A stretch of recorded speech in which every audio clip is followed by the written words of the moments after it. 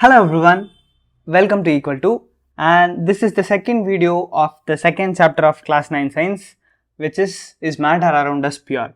So in the previous video we saw what is actually a mixture and what are pure substances. Now in this video we are going to start this video with a simple activity. Now we are not going to do this activity straight away, you are just going to listen and imagine stuff. Okay, so we are going to take 4 beakers and they are half filled with water. You are going to fill beaker number 1, that is you are going to add beaker number 1 with a few crystals of copper sulfate.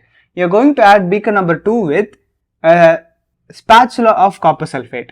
You are going to add beaker number 3 with chalk powder. You are going to add beaker number 4 with a drop of ink. Okay, so these are the 4 beakers that you are going to have. Now what we are going to do is that after doing this, we are going to do something called, basically we are just going to shine some light into these beakers. Using a flashlight, you are going to shine light into these beakers.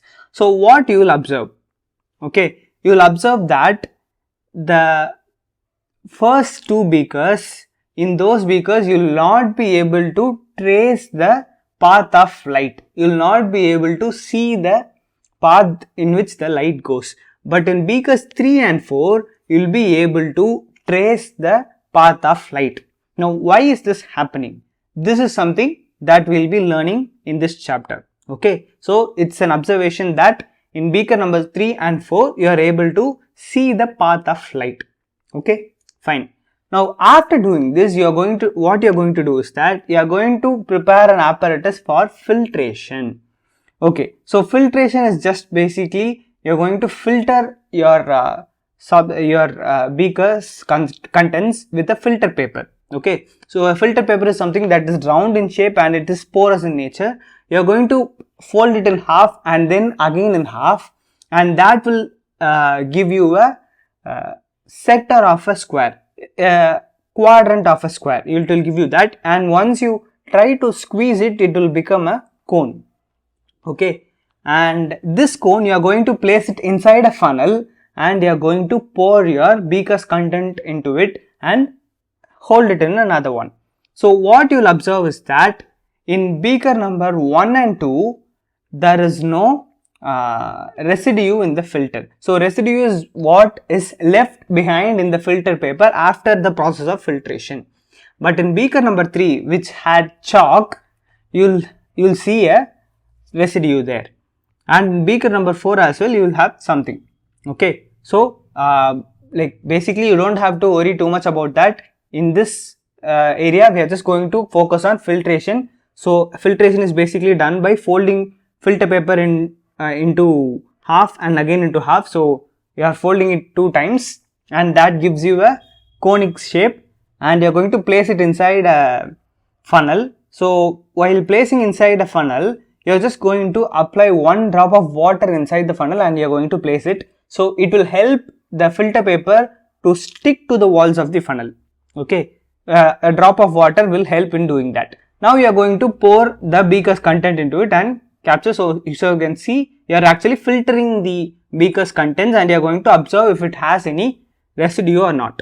Okay, so this basically is filtration. Now the first 2 beakers, they were clear, right? Even when we pass light into it, you are not able to see you are not able to trace the path of light. So these first 2 beakers, they are actually called solutions. Now the terms that I am trailing right now might not make sense to you. Please bear with me, we will be learning that. You just have to know that the first 2 beakers, in those beakers we are not able to trace the path of light, and these 2 are what we call as solutions. The third one is a suspension. In it, the chalk pieces, they were floating on it.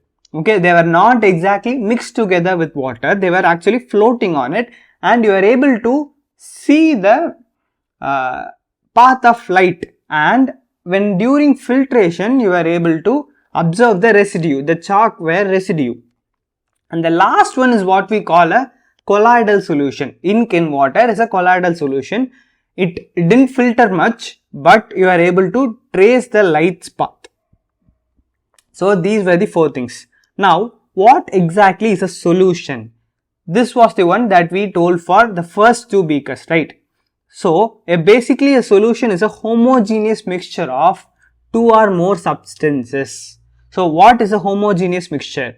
In the first 2 beakers you are not able to distinguish between the particles of copper sulfate from water. They were basically mixed together, right? For example, you can take a lemon juice. In lemon juice you add sugar, you have lemon, you also have water. But when it's mixed together well, you will not be able to separate these things visually. So that is what we call a homogeneous mixture, and homogeneous mixtures are in fact solutions. Now moving on, usually when we think of solutions, we only consider liquids as a solution, but that is not true. A solid, a gas or liquid, all these 3 things can be dissolved in liquid and they we call as a solution, and also solids in solids may also be called as solution, and gases in gases may also be called as solution. A good example could be alloys.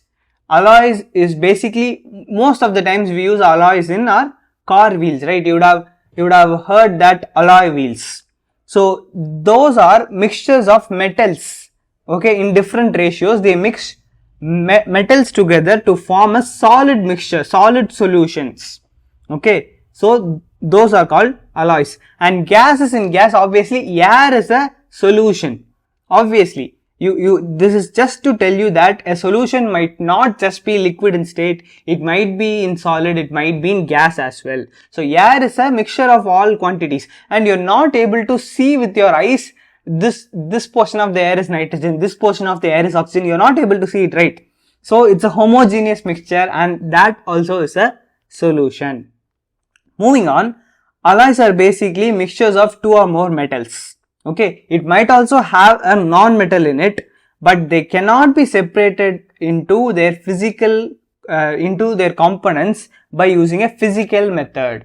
Okay, so in solution we say that they can be separated, like in the previous video we saw, right, that pure substances were the ones that cannot be separated by physical method, and mixtures are generally can be separated into its components by physical methods. But alloys are an exception. Alloys cannot be separated into its chemical components by physical methods. Okay, so I hope you have seen the previous video. If you haven't, there will be a link, you can go and watch it. So there we have covered this, that in a mixture it can be separated using a physical separation method, but a pure component cannot be separated. But alloys are an exception to that. Alloys cannot be separated using a physical method, but it's a mixture, it's a solution. Moving on, another example of alloy could be brass. Brass is a mixture of approximately 30% zinc and 70% copper. When 30% zinc is mixed with 70% copper, you get brass. And the next thing is, generally in a solution we have 2 components. One is called solute, another is called solvent. Solute is the one that is get mixed into solvent. So in the case of lemon juice or just salt water, for example, salt is the solute, is the one that we have in small quantity, and it is the one that is going to get mixed into the solvent, which is water. Okay, so here water is the solvent and salt is the solute. So these are 2 terms that are very important to a solution, solute and solvent. Now another example of solution could be tincture of iodine. So this we use in hospitals, no? We used to wipe our wounds with it. It's a disinfectant we basically use for that. And like basically for wounds, while dressing wounds we use tincture of iodine. And iodine is solid and alcohol is liquid, and a mixture of both these things is what we call tincture of iodine, which is a solid in liquid solution. Okay, and we use it in our hospitals. The next thing is Pepsi. We all drink Pepsi, but Pepsi is actually a solution of carbon dioxide. They are generally called aerated drinks, right? They when you try to open it, a lot of gas comes out, so that is carbon dioxide that is being dissolved into the water.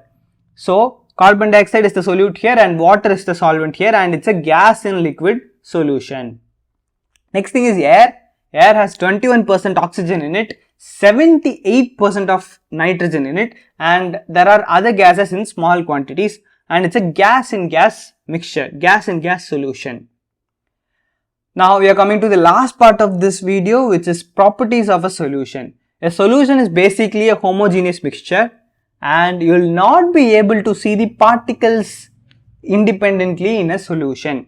But in the case of suspension, you will be able to see the particles. So the chalk in water is a suspension and you are able to see the particles. So that is not a solution. In a solution, you will not be able to see the particles.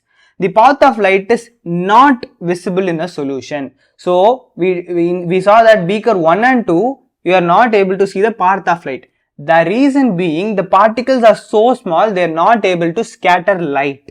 So that is why you are not able to see the path of light in a solution, and you are not able to filter it. So by filtration, you cannot separate the components of a solution and nothing comes out of filtering a solution. And also, while keeping these beakers for a long time, you will not see a difference. In a solution doesn't settle down. In case of chalk, the chalk particles settle down in a while. Okay, so it's obviously not a solution. They'll not float for a long time. They'll settle down at the bottom of the beaker. But in solution where you dissolve copper sulfate, the copper sulfate will not settle down and it will also not get filtered. So the properties of solution are they are a homogeneous mixture of one or more substances. Particles are very small, smaller than 1 nanometer. Nanometer is basically 10 power minus 9 meters. And since the particles are so small, they are not able to scatter light. And on going through filters, on doing filtration, you will not be able to separate it, and no particles settle down in a solution. So that is all for this video. I hope you have learnt what we have seen in this video. If you have any questions, please put them in the comments, and if you haven't seen the previous video yet, please go and check it out. And thank you so much for watching this video. Please feel free to leave a comment. See you in the next one. Bye for now.